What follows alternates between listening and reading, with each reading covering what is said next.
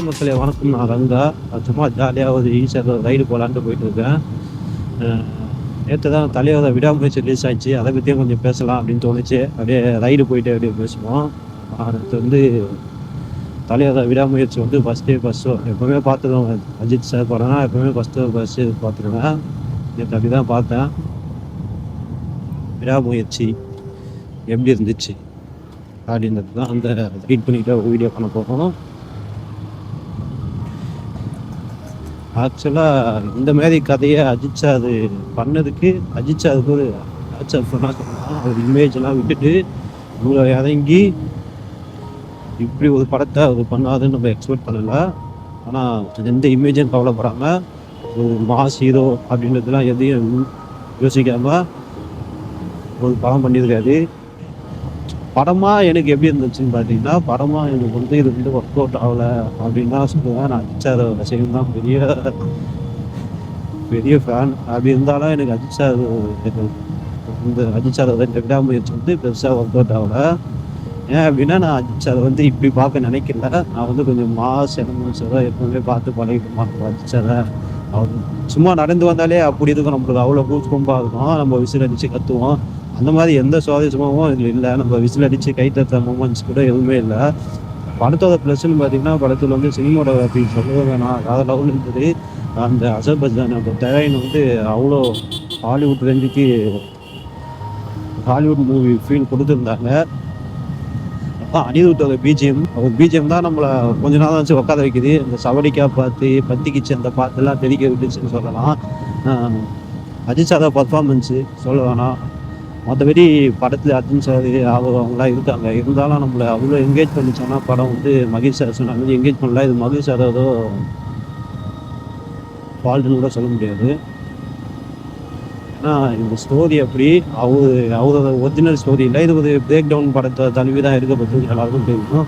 அதனால் இது மகேஷ் சாரோட ஃபால்ட்டுன்னு கூட சொல்ல முடியாது. எனக்கு தெரிஞ்சு அஜித் சாரும் மகேஷ் சாரும் சேர்ந்து திரும்ப ஒரு ஆக்ஷன் ஃபிலிம் பண்ணுவாங்க. அது மகேஷ் சாரோட ஓன் ஸ்கிரிப்டாக இருக்கும் நம்புகிறேன். அதுக்கான வாய்ப்பை அஜித் சார் திரும்ப கொடுப்பாங்க நம்புகிறேன். இந்த படம் எப்படின்னா, உங்களுக்கு ஒர்க் அவுட் ஆகலைதாங்க, பிடிக்கல. அஜித் சார் வந்து அப்படி இருப்பா போல இல்லை, நம்மளுக்கு பில்லா மாதிரியோ மங்காத்த மாதிரியோ ஒரு மூவிலாம் பார்த்துட்டு அவர் நடந்து வந்தாலே அப்படி இருக்கும். நம்மளுக்கு அந்த கூஸ் பம்ப் இல்லை, மிஸ் ஆயிடுச்சு. லாஸ்ட்டாக துணிவு பார்த்தீங்கன்னா எப்படி இருந்தது, நம்மளுக்கு அப்படியே தெரிவிக்க விட்டுருந்தா போல். அந்த கெட்டப்பு லுக்கு எல்லாமே விடுங்க. விடாமுயற்சி ஒரு ஆவரேஜ் மூவி அப்படின்னு சொல்லிக்கலாம். மற்றவங்களெலாம் என்கேஜ் பண்ணுமா, மற்ற விஷயங்களுக்கு பிடிக்குமா, காம்பனான்ஸ் பிடிக்குமான்னு தெரில. இது அஜித் சார் கம்போசனை விட்டு அப்பப்போ வந்து வெளியே ஒரு படம் பண்ணணும்னு அவர் நினைக்கிறாரு. அதுக்கு தான் நேர்கொண்டை பாதை மாதிரி ஒரு படமும் பண்ணாது, இப்போ விடாமுயற்சி மாதிரி ஒரு படமும் பண்ணியிருக்காரு.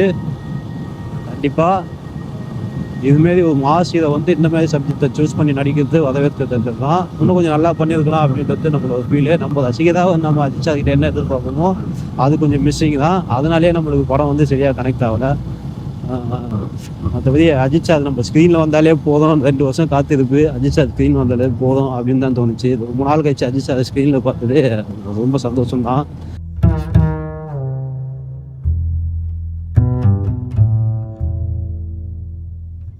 ஏப்ரல் 10 எல்லாரும் பெருசாக வெயிட் பண்ணிட்டு இருக்கோம்.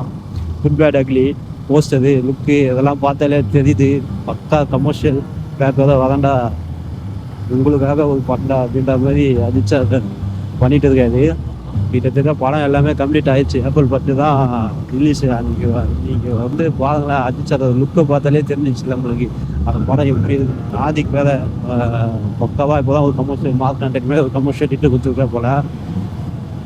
ஒரு டிஃப்ரெண்ட்டான அட்டம்ப்டாக இருக்கும். அஜித் சார் பெரிய ரசிகர் கூட சொல்லியிருக்கா போல ஆதிக்கு. அவர் ஒரு ரசிகர் ஒரு படத்தை எப்படி பண்ணுவாருன்றத குட் பேட் அக்லி பார்க்கும்போது தெரியும். நம்ம எதிர்பார்க்குற எல்லா கூஸ் பம்பும் அதில் இருக்கும்னு நினைக்கிறேன். நான் அந்த படத்துக்கு தான் ரொம்ப வெயிட் பண்ணுறேன். தலையோட லுக்கை பார்த்து அந்த 3 லுக்கு வந்ததில்ல, அப்பா வேறு லெவலில் இருந்தது. அந்த மாதிரி தலையை பார்க்கணும் தான் நம்மளுக்கு ஆசை.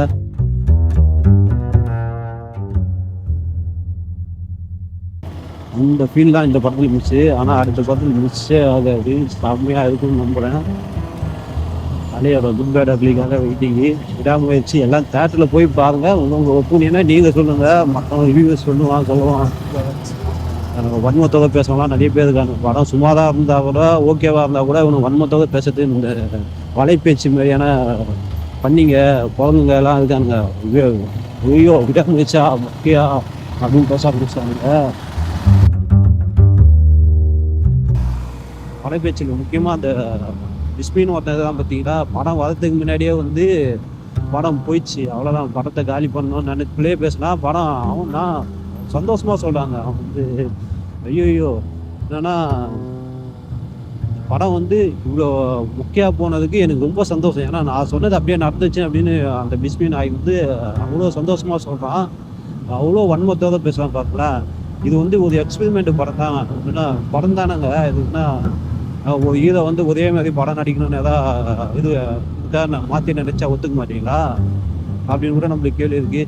படம் சும்மா தான் இருக்குது, சூப்பராக இருக்குது, இல்லை நல்லா இல்லை, அதெல்லாம் உங்களுக்கு என்ன பிரச்சனை, நாங்கள் பார்த்துக்கிறோம்டா. நீங்கள் வந்து கோல்டு காயின் வாங்கி பேசுகிற நாய்ங்க, நீங்கள் வந்து அஜித் சார் படத்தை வந்து வன்மத்தோடு பேசி கழிவு கொடுத்துருக்கா அப்படின்னு தான் தோணுச்சு. இவனுக்கு ரிவ்யூலாம் பார்த்துட்டு நீங்கள் படம் பார்க்க போகாதீங்க. படத்தை இப்போ நான் பார்த்தேன், எனக்கு அஜித் சார் ஃபேனாகவே எனக்கு ஓகே இல்லை அப்படின்றது எனக்கு தோணுச்சு. இருந்தாலும் நான் அஜித் சார் ஃபேனு ஒரு அஜித் சார் ஸ்க்ரீனில் பார்க்கணுன்றதுக்காக போய் பார்த்தேன். அதுவே எனக்கு பெரிய சந்தோஷமாக இருந்தது அஜித் சாரை பார்த்தது.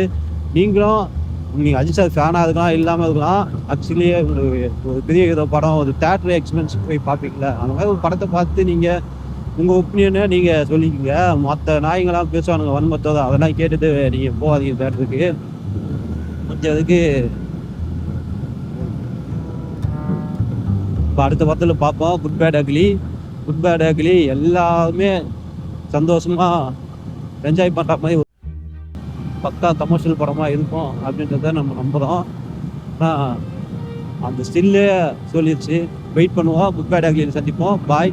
விடாமுயற்சி, குட் பேட் அக்லி, வன்மத்தை எல்லாத்தையும் சேர்த்து பேசியாச்சு இந்த வீடியோவில். ஃபஸ்ட்டு இது மாதிரி பேசிட்டு ஒரு ரைட் பண்ணிவிட்டு ஒரு வீடியோ போடுறேன். பிடிச்சிருந்தா என் சேனலை சப்ஸ்கிரைப் பண்ணி ஃபாலோ பண்ணிக்கிங்க. இனிமேல் நிறைய வீடியோ போட ட்ரை பண்ணுறேன். சும்மா ஒரு ரைடு, இந்த ரைடு அப்படியே முடிச்சுப்போம். வேறு வீடியோவில் பார்ப்போம். பாய்.